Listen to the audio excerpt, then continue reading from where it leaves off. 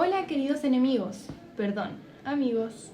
Hoy en el mejor podcast de Chile y el mundo, 1000 maneras de matar la economía. Hoy les presentamos la reforma tributaria del año 2014 de la presidenta Michelle Bachelet. Fracaso o mega fracaso. Con las integrantes François, Raimundo, Clemente y María. Bueno, no sé si recuerdan por allá en el 2014 la situación económica en Chile, donde encontramos la caída de los precios del cobre, lo que provocó una baja de crecimiento en lo económico, de una forma muy brusca. Así también, no sé si recuerdan el impacto social que había en esa época, marcado por las grandes demandas y movimientos ciudadanos que buscaban abordar las diversas preocupaciones. Y ni hablar del contexto político, en ese entonces marcado por la transición, que generó tensiones políticas y debate en torno a las políticas propuestas por el gobierno de Bachelet. No sé si me puedas hablar, Raimundo, o recuerdes los elementos básicos que sostuvo esta política económica. Sí, algo me acuerdo. Claro, esto partía del gobierno de Michelle Bachelet, que da pie a la propuesta de la reforma del sistema de tributación de la renta, a través de un proyecto de ley. Esto se hizo con el fin de solventar el problema relativo a la enorme brecha de desigualdad existente en esa época, destacando en este punto la economía para brindar mayor igualdad social entre la población, además de que permitiría a los profesionales y técnicos brindar un impulso a la economía del país. Para esto fue que se plantearon 4 objetivos principales, que eran, el primero era aumentar la carga tributaria con el fin de financiar una reforma educacional. El segundo fin era promover la equidad tributaria mejorando la distribución del ingreso. El tercero planteaba un tercer pilar, decía introducir nuevos y mejores mecanismos de ahorro e inversión. Y finalmente otro de los fines era disminuir la elusión y evasión de lo correspondiente según la ley. Esto fue con el fin de lograr en base al conjunto de medidas una recaudación que iba a ir entre aproximadamente el 3,02% del PIB. Para lograr estos objetivos de política fiscal se plantearon medidas para modificar el impuesto a la renta, consistente entre otras cosas en el aumento a la tasa de impuestos de primera categoría y la tributación sobre la base de vengada y el término del Fondo de Utilidades Tributables. También se buscaba imponer impuestos ligados al cuidado del medio ambiente, imponiendo, por ejemplo, 2 nuevos gravámenes relativos al impuesto de las emisiones de fuentes fijas y al impuesto de vehículos livianos, más contaminantes.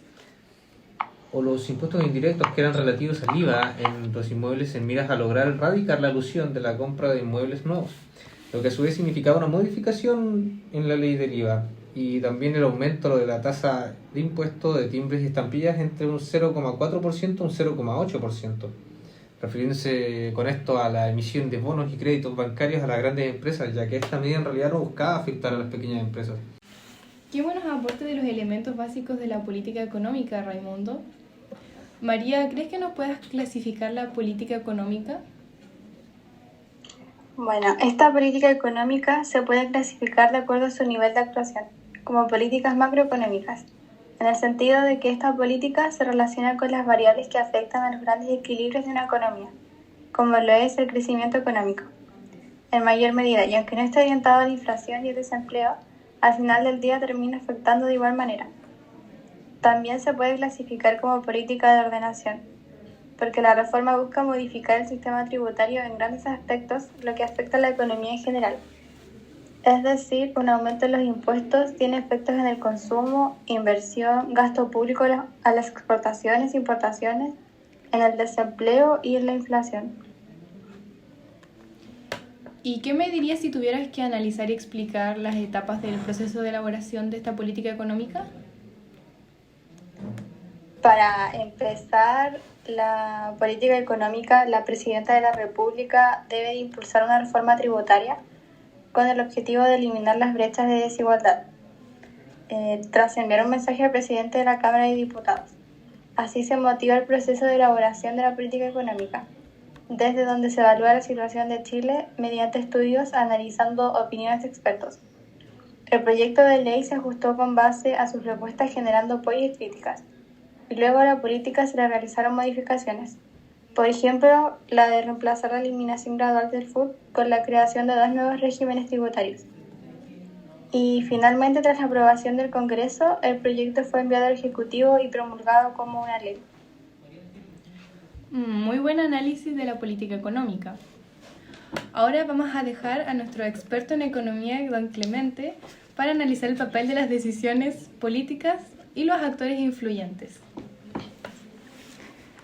Bueno, para analizar cierto cuáles son las decisiones que tomaron estos actores políticos, ¿cierto? Podemos partir que cuando se ingresa una política económica ya al Parlamento por parte del gobierno, en tenemos que hay discusiones, hay ciertos choques entre las distintas fuerzas políticas, ¿cierto? Que están representados por partidos políticos tanto de derecha e izquierda, que cada uno tiene una ideología y un fin específico. Por ejemplo, cuando hablamos de querer aumentar los impuestos, nos referimos a los partidos de izquierda, generalmente a los partidos con tendencia de izquierda, ¿cierto? Y cuando hablamos de disminuir la carga tributaria e incentivar la inversión, ¿cierto? Nos vamos desde el punto de vista a los partidos de derecha, en este caso, que en ese momento eran oposición al gobierno, ¿ya? También el gobierno, ¿cierto? Bueno, es el que, como decía María, es el que incentiva, ¿cierto?, presentando este proyecto de reforma tributaria, ¿cierto?, para que se pueda discutir en el Congreso y se pueda aprobar para cumplir con el programa de gobierno, ¿ya?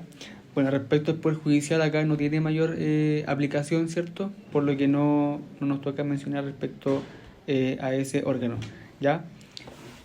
Y don Clemente, ¿nos podría hacer un análisis de los efectos y consecuencias que haya tenido esta política económica? Según su criterio, ¿fue adecuada y funcionó como se esperaba o no? Bueno, esta reforma tributaria implementada por el gobierno de Michelle Bachelet fue pésima, ¿ya? Tuvo impactos negativos, muy negativos, y algunos positivos, pero no tantos como los negativos, ¿ya? En lo económico, o sea, tanto en lo económico como en lo tributario. En primer lugar, la reforma fue inadecuada porque se centraba más en recaudar plata y no preocuparse de los verdaderos problemas, que es el crecimiento económico y obtener ingresos para fomentar la inversión, ¿cierto?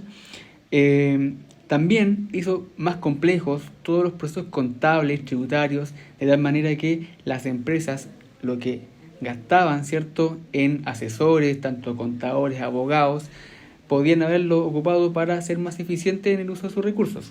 Ahora, también el aumento de carga impositiva lo que hace es desincentivar, ¿cierto?, la inversión, porque las empresas o los capitales extranjeros lo que van a preferir va a ser invertir en otros países y van a dejar lamentablemente fuera a Chile de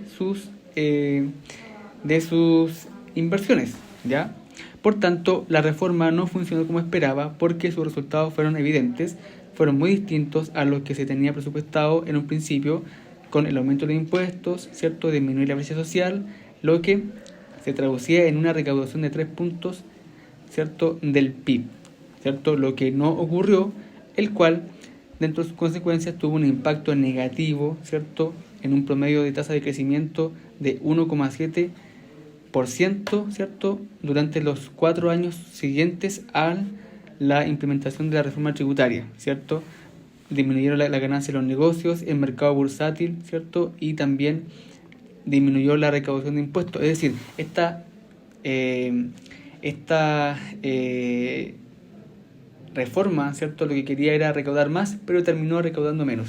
Ahora, con respecto a lo que hemos aprendido, y para cerrar el tema en este semestre, bueno, hemos dicho que hemos esperado obtener una gran cantidad de conocimiento respecto al pensamiento económico que nos ayuda a entender y a orientarnos a tomar mejores decisiones, ¿cierto? Ya que el abogado requiere saber de economía para poder, el abogado o abogade, ¿cierto? como quieran llamarse, es muy importante, ¿cierto?, que posea conocimiento o algunas nociones de economía, ¿ya?, para que puedan administrar sus recursos y no se lo gasten todo. Así que eso sería mi participación, que creo que me pasé. Bueno, muchas gracias por sus aportes a cada uno. Con esto concluimos las opiniones de nuestro podcast. Muchas gracias.